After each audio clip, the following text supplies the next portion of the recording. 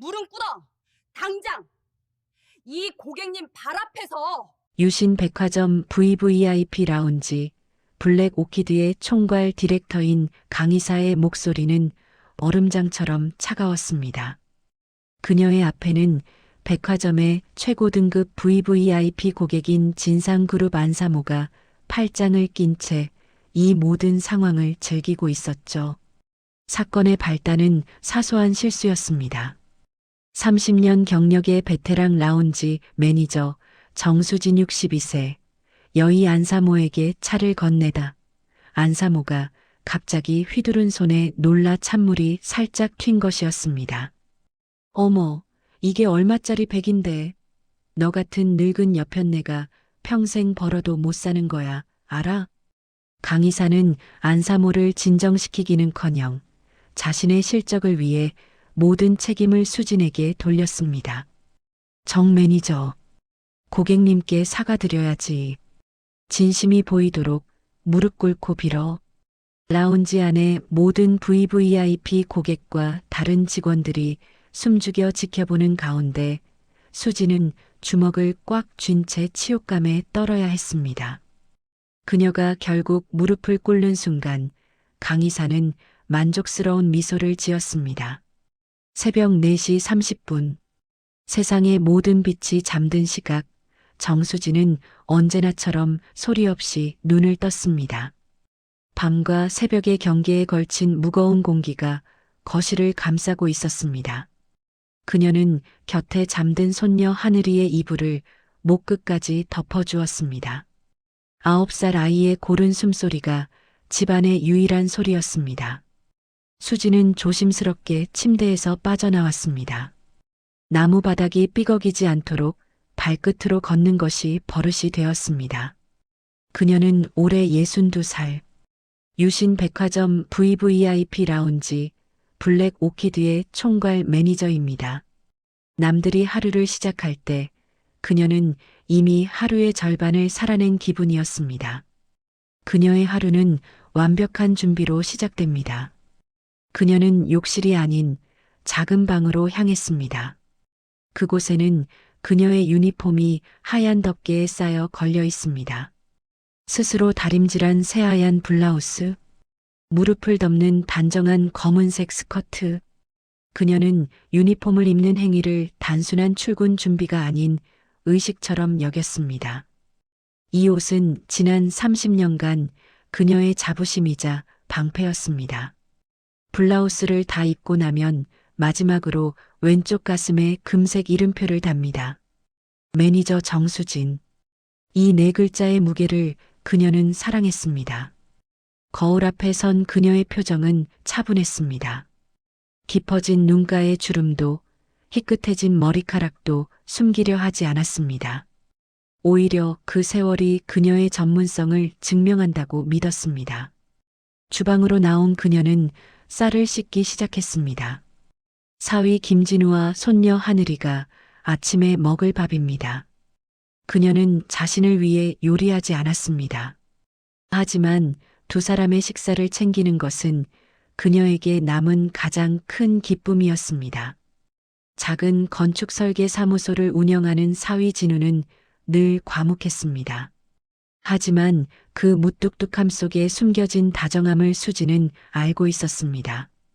저녁 늦게 들어와 피곤할 텐데도 그는 매일 밤 하늘이의 일기장을 확인하고 잠자리에 들었습니다.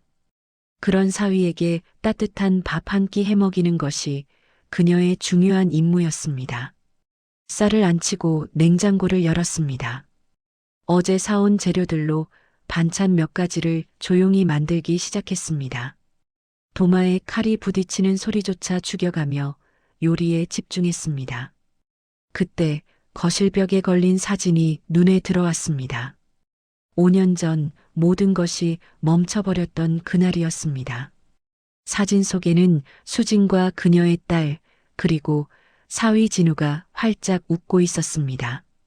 딸은 수진을 꼭 닮은 눈이 선한 아이였습니다.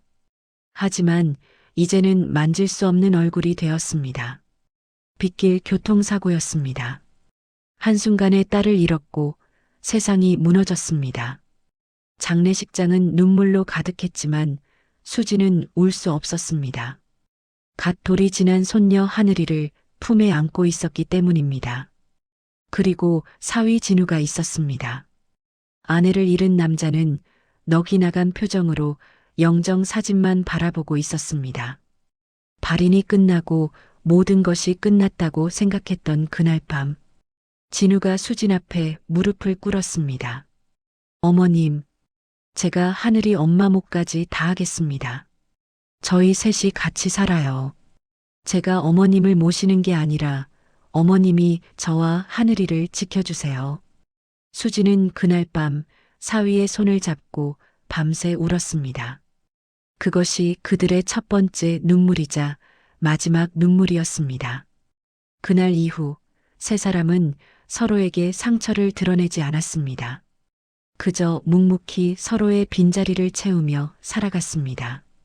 수진이 백화점 일을 그만두지 못하는 이유도 거기에 있었습니다. 이 집을, 이 위태롭고도 소중한 가족을 지켜야 했습니다. 어느새 동이 트기 시작했습니다. 그녀는 완성된 반찬을 그릇에 담고 식탁 위에 정갈하게 차려두었습니다. 진우를 위한 메모도 잊지 않았습니다. 진서방, 콩나물국 데워 먹어요. 하늘이 준비물은 식탁 위에. 그녀는 현관에서 구두를 신었습니다. 30년 된 구두였지만 매일 닦아 광택이 살아있었습니다. 유신 백화점 VVIP 라운지 블랙 오키드는 백화점 10층 가장 안쪽 구석에 자리했습니다. 입구에는 어떤 간판도 없었습니다. 오직 지문 인식으로만 문이 열리는 철저히 분리된 공간이었습니다. 수지는 라운지의 첫 번째 불을 켰습니다. 은은한 시트러스 향이 공기 중에 퍼져나갔습니다. 이곳은 꽃향기를 쓰지 않았습니다. VVIP 고객 중 한 명이 알레르기가 있었기 때문입니다. 수지는 라운지의 모든 고객, 심지어 그들의 알레르기까지 외우고 있었습니다. 이곳은 단순한 휴식 공간이 아니었습니다. 대한민국 상위 1%가 모이는 사교장이자 보이지 않는 전쟁터였습니다. 그들의 기분을 맞추는 것은 기본입니다.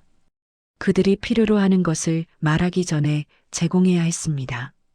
수지는 신입 직원들에게 늘 강조했습니다. 우리는 서비스를 파는 것이 아닙니다. 우리는 그분들의 시간을 지켜드리는 겁니다. 이곳에서 낭비되는 1분 1초도 있어서는 안 됩니다. 그녀의 철학은 완벽에 가까웠습니다. 한 그룹의 사모님이 즐겨 마시는 홍차의 온도, 어느 배우가 선호하는 잡지의 종류, 어린아이의 낮잠 시간까지 그녀의 수첩에는 모든 것이 기록되어 있었습니다. 그녀의 따뜻하지만 빈틈없는 서비스는 블랙 오키드의 명성이 되었습니다. 하지만 1년 전 새로운 총괄 디렉터가 부임하면서 모든 것이 바뀌기 시작했습니다. 강민주 이사. 그녀는 유신그룹 최연소 여성 임원을 노리는 야심가였습니다. 강 이사는 효율을 중시했습니다. 그녀가 말하는 효율은 숫자와 실적이 전부였습니다. 강 이사는 부임 첫날 수진을 불렀습니다. 정 매니저님, 매니저님의 경력은 존중합니다. 하지만 시대가 바뀌었어요. 고객들은 이제 따뜻한 미소보다 빠르고 정확한 보상을 원합니다.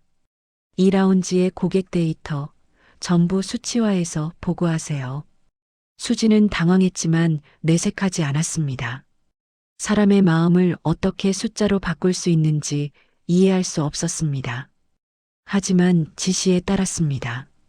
강의사의 방식은 공격적이었습니다.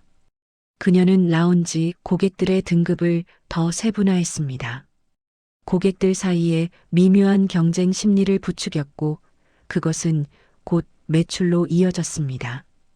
강의사는 능력을 인정받았습니다. 그리고 그 칼날은 가장 오래된 직원인 수진을 향하기 시작했습니다. 지난주였습니다.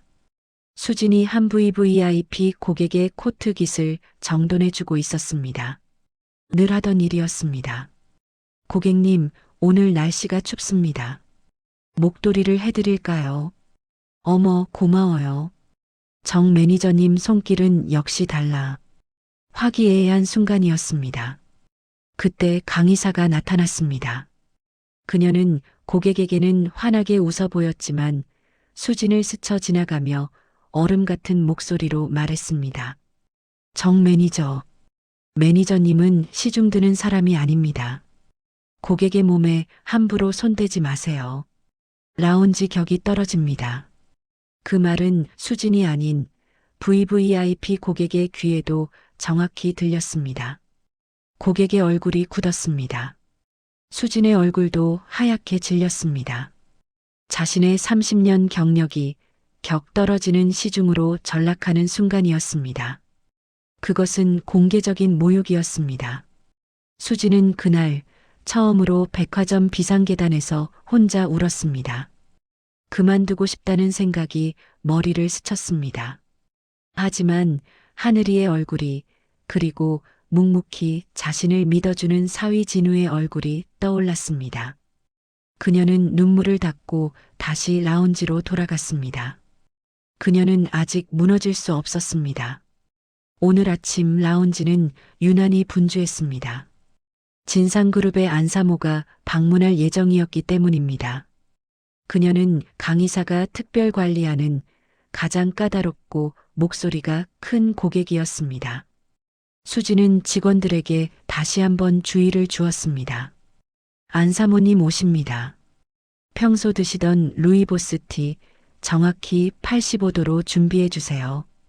그리고 오늘은 절대 그분의 심기를 건드리지 않도록 조심하세요.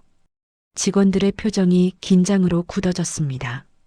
수지는 깊게 숨을 들이마셨습니다. 불길한 예감이 가슴을 짓눌렀습니다. 오늘은 아무 일 없이 지나가야 할 텐데. 그녀는 애써 입꼬리를 올리며 라운지 입구로 향했습니다. 완벽한 미소였지만 그녀의 눈동자는 미세하게 떨리고 있었습니다. 폭풍 전야였습니다. 격이 떨어진다. 그 한마디가 밤새 정수진의 귓가를 맴돌았습니다. 다음 날 새벽 그녀는 평소보다 30분 일찍 집을 나섰습니다. 어둠이 채 가시지 않은 차가운 공기가 뺨을 스쳤습니다. 그녀는 어제 비상계단에서 흘렸던 눈물을 떠올리지 않으려 애썼습니다. 30년 경력은 이런 모욕을 견디는 법도 가르쳐 주었습니다. 아니, 견뎌야만 했습니다. 그녀의 등 뒤에는 지켜야 할 가족이 있었습니다. 라운지에 도착한 수지는 가장 먼저 커피 머신을 점검했습니다. 늘 하던 일이었지만 오늘은 손끝이 조금 떨렸습니다. 그녀는 자신의 감정이 유니폼 밖으로 드러나지 않도록 표정을 가다듬었습니다. 프로는 어떤 상황에서도 흔들리지 않아야 합니다. 그것이 그녀의 신조였습니다. 오전 8시 직원 조회가 시작되었습니다. 강민주 이사가 평소보다 더 날카로운 하이힐 소리를 내며 라운지로 들어섰습니다. 그녀의 손에는 태블릿 PC가 들려 있었습니다. 그녀는 직원들을 한번 훑어보더니 수진에게 시선을 고정했습니다. 그 눈빛에는 어떠한 감정도 담겨 있지 않았습니다. 오늘부터 블랙 오키드의 모든 서비스를 디지털화합니다. 강의사의 목소리가 조용한 라운지에 울렸습니다. 그녀는 고객 응대 하나하나를 태블릿에 기록하고 고객에게 실시간 별점 평가를 받는 시스템을 도입한다고 발표했습니다. 이제 고객들은 따뜻한 마음이 아니라 빠른 속도를 원합니다. 고객이 자리에 앉고 음료를 받는 시간 5분, 추가 요청을 처리하는 시간 3분. 이 시간을 넘기는 서비스는 실패한 서비스로 규정합니다. 직원들의 얼굴이 하얗게 질렸습니다. 블랙 오키드는 속도가 아닌 깊이 있는 교감으로 명성을 쌓아온 곳이었습니다. 수지는 입술을 깨물었습니다. 이것은 명백히 자신을 겨냥한 조치였습니다. 정 매니저님, 강의사가 수진을 불렀습니다. 특히 정 매니저님처럼 경력이 오래된 분들이 앞장서 주셔야 합니다. 예전에 좋았던 방식은 이제 버리셔야죠. 시대에 뒤처지면 백화점도 매니저님도 도태될 뿐입니다. 공개적인 망신이었습니다. 시대에 뒤처진다는 말은 수진의 자부심을 정면으로 찌르는 칼이었습니다. 수진은 대답 대신 허리를 굽혔습니다. 명심하겠습니다, 이사님. 조회가 끝나고 직원들은 뿔뿔이 흩어졌습니다. 아무도 수진에게 위로의 말을 건네지 못했습니다.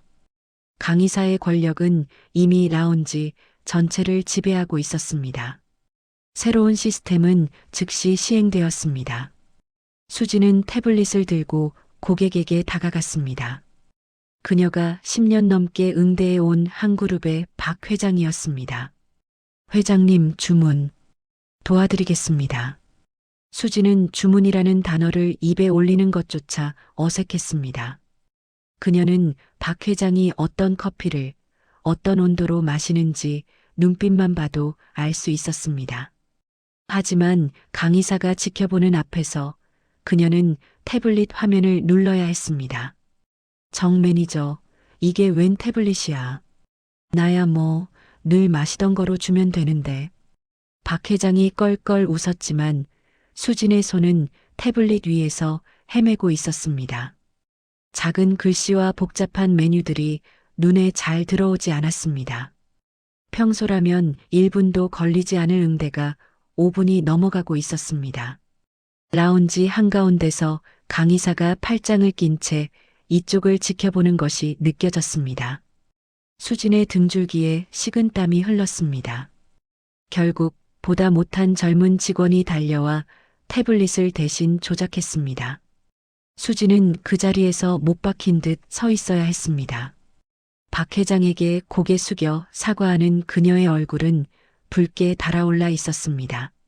자신의 쓸모를 증명하지 못했다는 치욕감이 밀려왔습니다.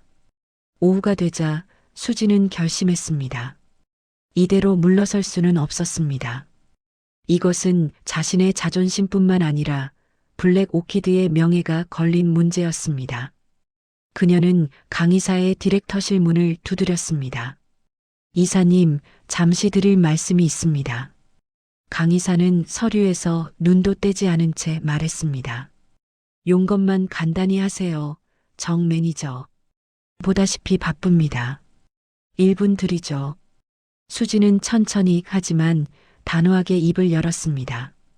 새로운 시스템, 효율적인 것 압니다. 하지만 저희 라운지는 속도로 승부하는 곳이 아닙니다. 고객님들께서 이곳을 찾는 이유는 강의사가 서류를 내려놓고 수진을 바라보았습니다. 그녀의 눈에는 차가운 조소가 어려 있었습니다. 이유가 뭐죠? 정 매니저의 그 따뜻한 서비스 때문입니까? 그건 숫자로 증명되지 않습니다. 정 매니저, 지금이 어느 시대인데 마음 타령이죠? 고객 평가 화면 봤습니까? 오늘 정 매니저 서비스 속도 팀에서 꼴찌입니다. 그 말에 수지는 가슴이 철렁했습니다. 하지만 물러서지 않았습니다. 숫자가 전부는 아니라고 생각합니다. VVIP 고객님들은 대접받고 있다는 느낌이요? 강의사가 웃음을 터뜨렸습니다. 매출을 올릴 VVIP는 제가 관리합니다. 정 매니저의 그 구식 느낌 타령은 이제 지겹네요. 그 태블릿 하나 다루는 게 그렇게 어렵습니까? 30년 경력이 아깝습니다. 정말. 강의사는 다시 서류로 시선을 돌렸습니다. 더 이상 대화는 없다는 뜻이었습니다. 수지는 주먹을 꽉 쥐었습니다. 자신을 모욕하는 것은 참을 수 있었습니다. 하지만 자신이 평생 바쳐온 서비스의 가치를 부정당하는 것은 참기 어려웠습니다. 이사님께서 말씀하시는 효율이 2라운드의 품격까지 해치고 있습니다. 그 말이 끝나자마자 강의사가 태블릿을 책상에 내리쳤습니다. 날카로운 파열음이 방을 울렸습니다. 지금 누구를 가르치려 드는 겁니까? 정 매니저. 내보내기 전에 그 입 다무세요. 당신 같은 구식 직원은 회사의 짐입니다. 짐은 알아서 치워져야죠. 수지는 디렉터실에서 도망치듯 빠져나왔습니다. 다리가 후들거렸습니다. 회사의 짐. 그 단어가 심장을 후벼 팠습니다. 그녀는 라운지로 돌아가지 못하고 다시 비상계단으로 향했습니다. 그곳에서 그녀는 자신처럼 위축된 젊은 직원을 마주쳤습니다. 박주임이었습니다. 수진이 신입 시절부터 직접 가르쳤던 딸처럼 아끼는 후배였습니다. 박주임은 수진의 눈을 피했습니다. 박주임, 무슨 일 있어요? 수진의 물음에 박주임은 고개를 숙인 채 대답했습니다. 매니저님, 죄송합니다. 저 다음 달부터 강 이사님 직속 비서로 발령받았습니다. 이사님께서 매니저님 동향을 보고하라고. 수지는 숨이 멎는 것 같았습니다. 강 이사는 단순히 자신을 모욕하는 것을 넘어 자신이 아끼는 사람들까지 이용하려 했습니다. 그녀는 자신을 밀어내기 위해 라운지 전체를 공포로 몰아넣고 있었습니다. 가장 믿었던 후배의 배신. 아니, 그것은 배신이 아니었습니다. 살아남기 위한 선택이었을 겁니다. 수지는 박주임의 어깨를 토닥였습니다. 괜찮아요. 이사님 밑에서 잘 배워요. 그 말을 하는 수진의 목소리가 처음으로 갈라졌습니다. 인간적인 관계마저 무너지는 것을 보며 그녀는 깊은 무력감을 느꼈습니다. 그날 수지는 평소보다 일찍 퇴근길에 올랐습니다. 화려한 백화점의 불빛이 유난히 차갑게 느껴졌습니다. 그녀는 생각했습니다. 그만두어야 할까? 이 모욕과 굴욕을 견디면서까지 버텨야 할 이유가 있을까? 하지만 버스 창밖으로 보이는 도시의 풍경 속에서 그녀는 집을 떠올렸습니다. 자신이 돌아가야 할 곳, 손녀 하늘이의 웃음소리, 그리고 묵묵히 자신을 믿어주는 사위 진우의 얼굴. 그녀는 아직 무너질 수 없었습니다. 그녀는 회사의 짐이 아니라 한 가족을 지탱하는 기둥이었습니다. 수지는 눈을 감았다 떴습니다. 그녀의 지친 눈빛 속에 포기할 수 없는 단단한 결심이 조용히 차오르고 있었습니다. 내일도 그녀는 새벽 4시 반에 일어날 것입니다. 회사의 짐. 그 차가운 단어는 정수진의 결심을 부수지 못했습니다. 오히려 그녀를 더 단단하게 만들었습니다. 그녀는 짐이 아니라 이 백화점의 30년 역사를 지탱해 온 기둥이었습니다. 그리고 무엇보다 그녀는 하늘이와 진우의 기둥이었습니다. 다음 날 수지는 평소와 같은 시간에 라운지에 섰습니다. 달라진 것이 있다면 그녀의 눈빛이었습니다. 두려움이 아닌 묵묵한 결의가 차 있었습니다. 그녀는 강의사의 방식에 순응하되 자신만의 가치를 증명하기로 했습니다. 그것이 그녀가 할 수 있는 유일한 싸움이었습니다. 그녀는 어설픈 손길로 태블릿 PC를 조작하기 시작했습니다. 밤새 사위 진우에게 부탁해 기본적인 사용법을 익혔습니다. 무뚝뚝한 사위는 아무것도 묻지 않았습니다. 그저 새벽까지 할머니의 손에 태블릿을 쥐어주며 여기 이 버튼을 누르시면 됩니다라고 알려줄 뿐이었습니다. 그 침묵이 수진에게는 가장 큰 응원이었습니다. 하지만 강의사는 그런 수진의 노력을 비웃었습니다. 어머, 정 매니저님. 이제야 기계를 좀 배우시나 봐요? 그래도 어쩌죠. 다른 직원들은 이미 엑셀로 보고서를 만드는데 강의사의 조롱에도 수지는 표정을 바꾸지 않았습니다. 그녀는 태블릿을 든 채 10년 단골인 박 회장에게 다가갔습니다. 어제 자신 때문에 곤란해했던 박 회장이었습니다. 회장님, 주문 도와드리겠습니다. 수지는 태블릿에 메뉴를 입력하려 했습니다. 그때 박 회장이 태블릿을 손으로 쓱 밀어냈습니다. 정 매니저, 그 답답한 기계 좀 치워요. 나는 정 매니저가 타주는 커피가 마시고 싶은 거지. 그 기계가 내려주는 커피가 마시고 싶은 게 아니야. 박 회장의 목소리는 컸습니다. 라운지 안에 다른 VVIP 고객 몇몇이 이쪽을 바라보며 고개를 끄덕였습니다. 강의사의 얼굴이 순간 굳어지는 것이 보였습니다. 늘 마시던 걸로. 온도는 정 매니저 온도로 맞춰서 당신이 직접 가져다 줘요. 그것은 박 회장이 수진에게 보내는 작은 지지이자 강의사의 방식에 대한 노골적인 반발이었습니다.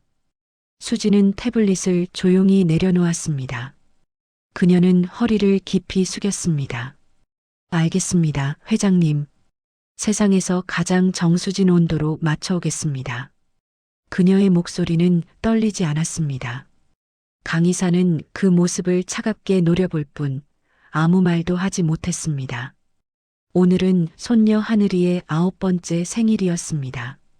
수지는 며칠 전부터 백화점을 몇 번이나 돌아 겨우 선물을 구했습니다. 요즘 아이들 사이에서 가장 인기 있다는 인형이었습니다. 그녀는 그 인형을 직원 휴게실, 자신의 사물함 가장 깊숙한 곳에 넣어두었습니다. 오늘은 무슨 일이 있어도 정시에 퇴근해 하늘이에게 선물을 안겨줄 생각이었습니다. 사위 진우와 함께 저녁을 먹기로 한 날이었습니다. 오후 4시, 수지는 잠시 휴식 시간을 이용해 사물함으로 향했습니다.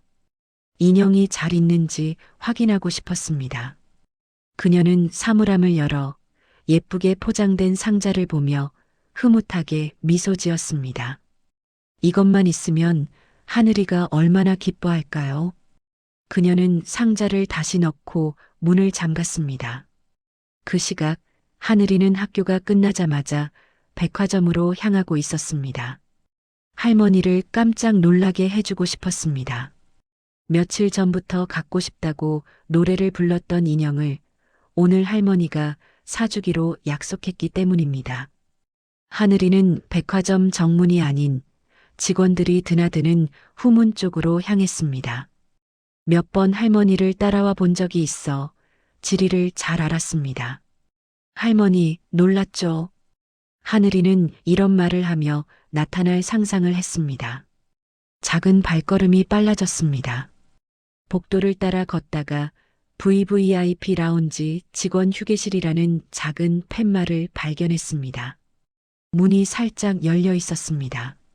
하늘이는 안을 들여다보기 위해 까치발을 들었습니다. 그런데 그 순간 방 안에서 날카로운 목소리가 들려왔습니다. 그러니까 아직도 그 늙은 여자가 나가지 않고 버티고 있다는 거예요? 내가 당신들한테 뭘 시켰죠? 하늘이는 깜짝 놀라 복도 벽에 몸을 숨겼습니다. 강의사의 목소리였습니다. 며칠 전 할머니에게 차갑게 말하던 바로 그 나쁜 아줌마였습니다. 하늘이는 심장이 쿵쾅거리는 것을 느꼈습니다. 그녀는 박 주임 강의사의 직속 비서가 된 수진의 후배를 다그치고 있었습니다. 내가 정 매니저 동향 보고하라고 했죠. 그런데 이게 뭐예요? 오늘 커피 머신을 점검하심, 고객에게 친절하게 응대하심? 이런 시시콜콜한 일기 쓰라고 내가 당신 비서로 앉힌 줄 알아요?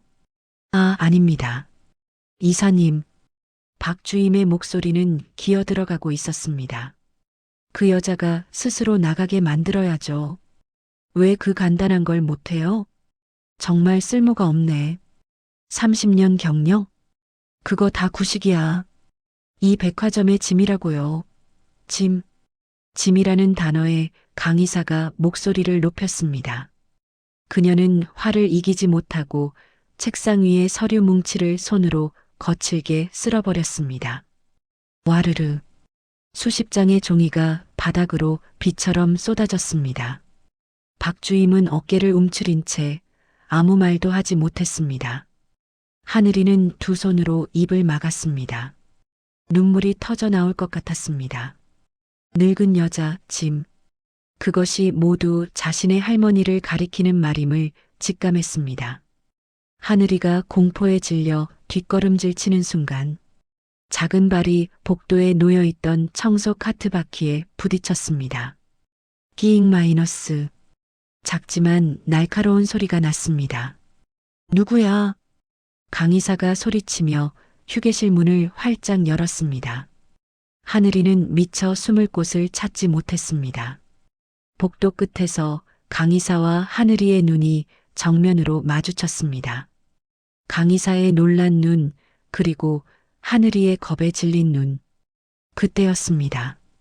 휴게실로 향하는 복도 코너에서 정수진이 나타났습니다.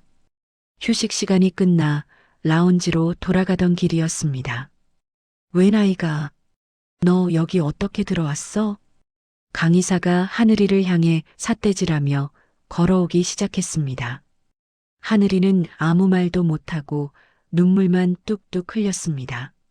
그 순간 수진이 그 광경을 목격했습니다. 하늘아. 수진의 목소리가 복도를 울렸습니다. 수진은 자신의 손녀가 왜 이곳에 있는지, 그리고 왜 강의사 앞에서 울고 있는지 순간적으로 머릿속이 하얗게 변했습니다. 이사님, 제 손녀입니다. 그런데 무슨 일? 수진이 하늘이를 감싸 안으며 강의사를 바라봤습니다. 강의사는 아이가 수진의 손녀라는 사실에 잠시 당황하는 듯 했습니다. 하지만 그것도 잠시 그녀는 이 상황을 자신에게 유리하게 바꿨습니다.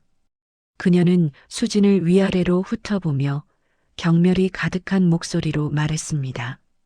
정 매니저, 여기가 어딘 줄 알고 애까지 끌어들입니까? 직원 통로에 가족을 함부로 들이다니. 이것도 구식이라서 모르는 겁니까?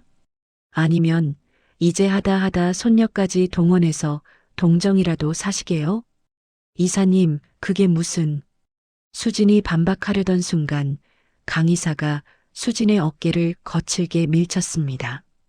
비켜요. 애 관리도 못하고 자기 관리도 못하고 당신 같은 짐 때문에 라운지 물 흐려지는 거 안 보여요? 당장 애 데리고 사라져요. 눈앞에서. 수진은 그 힘에 밀려 비틀거렸습니다. 그녀는 넘어지지 않으려 벽을 짚었습니다. 그 모든 광경을 9살 하늘이가 할머니의 등 뒤에서 공포와 충격에 질린 눈으로 똑똑히 지켜보고 있었습니다. 자신의 할머니가 나쁜 아줌마에게 밀쳐지는 모습을. 수지는 치욕감보다 손녀에 대한 미안함으로 심장이 내려앉았습니다. 그녀는 하늘이의 눈을 가린 채 아무 말도 하지 못했습니다. 차가운 복도에서 세 사람의 시간이 얼어붙었습니다. 차가운 복도. 정수진은 9살 손녀 하늘이를 품에 안고 있었습니다. 아이의 작은 어깨가 공포로 잘게 떨리고 있었습니다. 수지는 자신의 심장이 쿵 하고 바닥으로 떨어지는 소리를 들었습니다. 하늘아, 괜찮아. 괜찮아. 그녀는 아이의 젖은 눈을 닦아주었습니다. 하지만 정작 자신의 손이 더 심하게 떨리고 있었습니다. 자신이 밀쳐지는 모습을, 짐이라는 모욕적인 단어를 이 아이가 모두 듣고 보았습니다. 그것은 수진에게 육체적인 폭력보다 더한 고통이었습니다. 이사님, 그게 무슨... 수진이 하늘이를 감싸 안으며 강의사를 바라봤습니다. 강의사는 아이가 수진의 손녀라는 사실에 잠시 당황하는 듯 했습니다. 하지만 그것도 잠시 그녀는 이 상황을 자신에게 유리하게 바꿨습니다. 그녀는 수진을 위아래로 훑어보며 경멸이 가득한 목소리로 말했습니다. 정 매니저, 여기가 어딘 줄 알고 애까지 끌어들입니까? 직원 통로에 가족을 함부로 들이다니. 이것도 구식이라서 모르는 겁니까? 아니면 이제 하다 손녀까지 동원해서 동정이라도 사시게요? 이사님, 그게 무슨...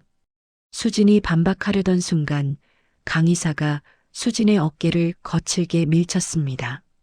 비켜요.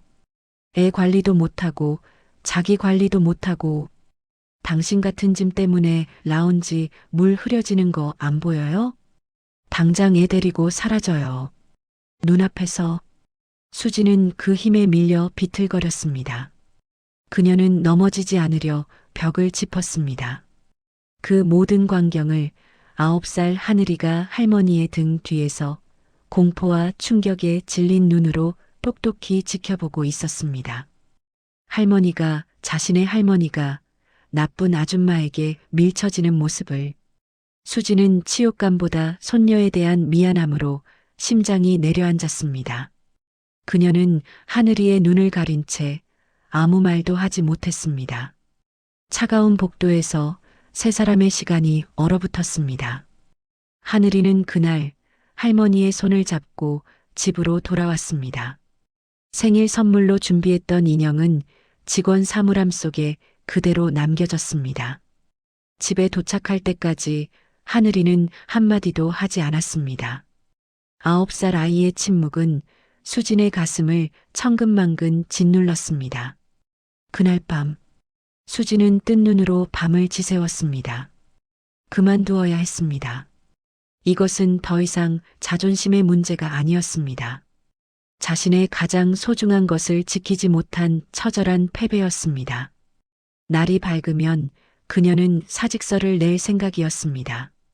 저녁 9시 사위 김진우가 돌아왔습니다. 그는 평소와 같은 무표정이었습니다. 하지만 거실 불을 켜지 않고 이불을 뒤집어 쓴 채 숨죽여 우는 하늘이를 발견했을 때 그의 걸음이 그 자리에 멈췄습니다. 하늘아. 진우의 낮은 목소리에 하늘이가 고개를 들었습니다. 아이의 눈은 퉁퉁 부어 있었습니다. 아빠. 하늘이는 무너지는 발음으로 오늘 백화점에서 보았던 일을 모두 털어놓았습니다. 할머니가 짐이라고 불리는 것을 들었습니다. 할머니가 나쁜 아줌마에게 밀쳐지는 것을 보았습니다. 진우는 아무 말 없이 딸의 이야기를 들었습니다. 그의 표정에는 변화가 없었습니다. 단지 딸의 머리를 쓰다듬는 그의 손등에 푸른 힘줄이 솟아올랐습니다. 아빠, 할머니가 너무 불쌍해. 진우는 딸의 눈물을 닦아주었습니다. 하늘아, 아빠가 다 해결할게. 아무 걱정 말고 자요. 그는 딸을 재우고 조용히 서재로 들어갔습니다. 그리고 문을 잠갔습니다. 작은 건축 설계 사무소 대표. 그것이 수진과 하늘이가 아는 김진우의 전부였습니다. 늘 과묵하고 감정을 드러내지 않으며 아내를 잃은 슬픔을 일로 견뎌내는 성실한 가장. 하지만 서재 문이 잠긴 순간 그의 눈빛이 변했습니다. 그는 책상 서랍 가장 깊은 곳에서 위성으로 연결된 보안폰을 꺼냈습니다. 지문 인식을 통과하자 액정의 유신그룹의 로고가 떠올랐습니다. 그의 진짜 정체. 그는 유신백화점의 모기업, 유신그룹의 유일한 후계자였습니다. 현재 그룹 총괄 전략 기획실을 비밀리에 지휘하는 부회장, 김진우였습니다. 5년 전 아내를 잃은 충격으로 모든 것을 내려놓았습니다. 그는 아내의 어머니와 자신의 딸 곁을 지키기 위해 자신의 신분을 완벽히 숨기고 조용히 살아가고 있었습니다. 그가 운영하던 작은 건축사무소는 그룹의 비밀 프로젝트를 처리하는 위장 사무실이었습니다. 그는 한성준 비서에게 전화를 걸었습니다. 신호음이 한번 울리기도 전에 상대가 받았습니다. 부회장님 기다리고 있었습니다. 진우의 목소리는 얼음장보다 차가웠습니다. 유신 백화점 VVIP 라운지. 오늘 오후 4시 이후 직원 통로 CCTV 영상 전부 확보해. 그리고 강민주 디렉터. 지금까지 내가 모아둔 자료 전부 출력해. 알겠습니다. 그런데 부회장님, 혹시 사모님. 진우는 한 비서의 말을 잘랐습니다. 한 비서. 강민주 이사가 리베이트를 받은 VVIP 고객 명단. 진상그룹 안사모 포함되어 있나? 네, 그렇습니다. 가장 액수가 큽니다. 진우는 잠시 눈을 감았습니다. 그는 이미 모든 것을 알고 있었습니다. 장모님이 부당한 대우를 받는다는 사실을, 그것을 묵묵히 견디고 있다는 사실을, 그는 장모님의 자존심을 지켜드리기 위해 스스로 해결하실 때까지 기다렸습니다. 하지만 오늘 강민주는 선을 넘었습니다. 자신의 딸을 울게 만들었고 자신의 장모님을 폭행했습니다. 더 이상 용서는 없었습니다. 내일 오전 백화점 VVIC 파티가 있지. 네, 강민주 이사가 가장 공을 들인 행사입니다. 안사모도 참석합니다. 진우는 창밖의 어둠을 바라보았습니다. 그의 눈이 어둠보다 더 깊게 가라앉았습니다. 감사팀, 법무팀 전원 대기시켜. 그리고 기자들. 경제부 말고 사회부 기자들로 따로 연락해. 내일 유심 백화점의 짐을 청소할 거니까. 전화를 끄는 진우는 책상 위에 놓인 아내의 사진을 바라보았습니다. 사진 속 아내는 환하게 웃고 있었습니다. 여보, 내가 너무 오래 기다렸지. 어머님과 하늘이 내가 꼭 지킬게. 그의 목소리는 낮고 단단했습니다. 내일 유심 백화점에서 벌어질 피바람을 예고하는 조용한 건축가의 무서운 선전포고였습니다. 다음 날 아침 정수진은 새벽 4시 반에 일어나지 않았습니다. 일어날 필요가 없었습니다. 그녀는 뜬 눈으로 밤을 지새우고 동이 트는 것을 멍하니 바라보았습니다. 어제 손녀 하늘이가 자신의 품에서 공포에 질려 떨던 그 감촉이 손끝에 생생했습니다. 짐, 구식, 사라져요. 강이사의 목소리가 이명처럼 귓가를 맴돌았습니다. 그녀는 모든 것을 포기했습니다. 30년의 자부심도, 블랙 오키드의 명예도, 손녀의 눈물 한 방울 앞에 모두 무너져 내렸습니다. 그녀는 떨리는 손으로 서랍에서 하얀 편지 봉투를 꺼냈습니다. 사직서, 그 세 글자를 쓰는데 하룻밤이 꼬박 걸렸습니다. 아침 7시 사위 진우가 서재에서 나왔습니다. 그의 얼굴은 어젯밤과 조금도 달라지지 않았습니다. 평소처럼 과묵하고 감정의 동요가 없어 보였습니다. 그는 식탁 위에 놓인 사직서를 보았지만 아무것도 묻지 않았습니다. 그저 수진을 바라보며 평소와 같은 목소리로 말했습니다. 어머님, 오늘 VVIC 파티가 있습니다. 수진은 지친 눈을 들어 그를 바라보았습니다. 진서방, 나, 진우가 그녀의 말을 잘랐습니다. 오늘 하루만 더 부탁드립니다. 유종의 미라는 것도 있지 않습니까? 어머님의 30년을 그렇게 끝내실 수는 없습니다. 그 말에 수진의 눈빛이 흔들렸습니다. 유종의 미. 그래, 이렇게 도망치듯 끝낼 수는 없었습니다. 자신을 밀어낸 그곳에서 자신의 손으로 문을 닫고 나와야 했습니다. 알겠다며 고개를 끄덕이는 수진을 보며 진우는 조용히 코트 안주머니의 보안폰을 확인했습니다. 모든 준비가 완료되었습니다. 한 비서의 메시지가 떠 있었습니다. 오전 11시 유신 백화점 VVIC 파티장 더 헤리티지 홀. 백화점에서 가장 화려한 공간이었습니다. 천장의 샹들리에가 수천 개의 빛으로 부서지고 클래식 선율이 공기를 감싸고 있었습니다. 대한민국 상위 1%의 VVIP들이 모여 샴페인을 즐기고 있었습니다. 그 무대의 주인공은 단연 강민주 이사였습니다. 그녀는 가장 빛나는 실크 드레스를 입고 VVIP들 사이를 여유롭게 거닐었습니다. 그녀의 승진이 확정된 날이나 다름없었습니다. 그녀는 진상그룹 안사모의 손을 잡고 웃고 있었습니다. 안사모님, 다 이사님 덕분이에요. 제가 실적 채우는데 얼마나 애썼다고요. 어머, 강이사. 우리 사이에 뭘. 그 늙은 매니저는 잘 처리됐어? 눈에 거슬렸는데. 강의사가 귓속말로 속삭였습니다. 오늘부로 짐 치웠습니다. 아마 지금쯤 마지막 서빙을 하고 있을 겁니다. 두 여자가 역겨운 웃음을 터뜨렸습니다. 그들의 시선 끝에 정수진이 있었습니다. 그녀는 유령처럼 파티장 구석에서 쟁반을 나르고 있었습니다. VVIP들은 그녀를 투명 인간 취급했습니다. 수지는 그저 이 시간이 빨리 지나가기만을 바랐습니다. 정오 12시 강의사가 무대 중앙의 마이크를 잡았습니다. 모든 조명이 그녀를 향했습니다. 유신 백화점을 아껴주시는 VVIP 여러분께 그녀의 연설이 시작되려는 순간이었습니다. 쾅! 파티장의 육중한 정문이 양쪽으로 활짝 열렸습니다. 클래식 음악이 뚝 끊겼습니다. 모든 사람의 시선이 입구로 향했습니다. 한 남자가 걸어 들어오고 있었습니다. 과묵한 건축가 김진우였습니다. 하지만 오늘의 그는 어제의 그가 아니었습니다.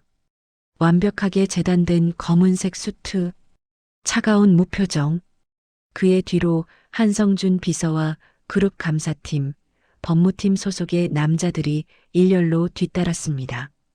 그들의 손에는 두꺼운 서류와 노트북이 들려 있었습니다. 누구시죠?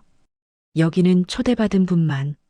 강의사가 당황하며 마이크에 대고 말했습니다. 진우는 멈추지 않았습니다.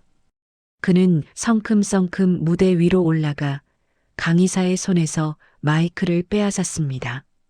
그의 얼굴이 무대 위 대형 스크린에 클로즈업 되었습니다. 수지는 쟁반을 든 채 그 자리에서 얼어붙었습니다. 진서방, 모든 VVIP가 수군거렸습니다. 안녕하십니까? 유신그룹 총괄 전략 기획실 부회장 김진우입니다. 파티장이 찬물을 끼얹은 듯 조용해졌습니다. 강의사의 눈이 지진이라도 난 듯 흔들렸습니다. 부회장? 그녀는 그 단어를 이해할 수 없었습니다. 진상그룹 안사모의 샴페인 잔이 바닥으로 떨어져 깨졌습니다. 강민주 디렉터, 아주 훌륭한 파티를 여셨군요. 당신의 실적을 축하하기 위해 저도 작은 선물을 준비했습니다. 진우가 한 비서에게 눈짓했습니다. 파티장의 모든 조명이 꺼지고 무대 뒤 대형 스크린이 켜졌습니다. 첫 번째 영상이 재생되었습니다. 어제 오후 직원 통로의 CCTV 영상이었습니다. 비켜요. 애 관리도 못하고 자기 관리도 못하고 당신 같은 짐 때문에 라운지 물 흐려지는 거 안 보여요? 강의사가 수진의 어깨를 거칠게 밀치는 장면. 수진이 비틀거리며 벽을 짚는 모습. 그리고 그 모든 것을 공포에 질린 눈으로 바라보던 하늘이의 얼굴까지. 선명한 고화질 영상과 음성이 파티장 전체에 울려 퍼졌습니다. 수진의 동료 직원들이 입을 틀어막았습니다. 두 번째 영상이 재생되었습니다. 강의사가 안사모에게 법인카드로 결제한 명품백을 건네는 장면. 두 사람이 주고받은 리베이트 장부와 계좌 이체 내역이었습니다. 안사모가 비명을 질렀습니다. 이게 뭐야? 저 사람 당장 꺼. 진우는 눈 하나 깜짝하지 않았습니다. 강민주 디렉터, 회사의 짐이 누구인지 이제 아시겠습니까? 이건 조작이야. 말도 안 돼. 당신이 뭔데 이런 짓을 해. 강의사가 미친 사람처럼 소리쳤습니다. 진우는 그녀를 차갑게 내려다보았습니다. 나는 이 회사의 주인입니다. 그는 무대에서 내려왔습니다. 그리고 파티장 구석, 쟁반을 든 채 울고 있는 수진에게로 걸어갔습니다. 수백 명의 VVIP와 기자들, 모든 직원이 그를 바라보고 있었습니다. 진우는 수진의 앞에서 멈춰섰습니다. 그는 수진의 떨리는 손에서 쟁반을 빼앗아 바닥에 내려놓았습니다. 그리고 수많은 사람 앞에서 유신그룹의 부회장이 자신의 장모님이자 회사의 가장 오래된 직원 앞에서 허리를 90도로 깊게 숙였습니다. 어머님, 어머님은 이 회사의 짐이 아닙니다. 당신은 이 회사의 기둥이셨습니다. 그리고 제 딸과 저를 지탱해 준 기둥이셨습니다. 늦어서 정말 죄송합니다. 수지는 터져나오는 울음을 참을 수 없었습니다.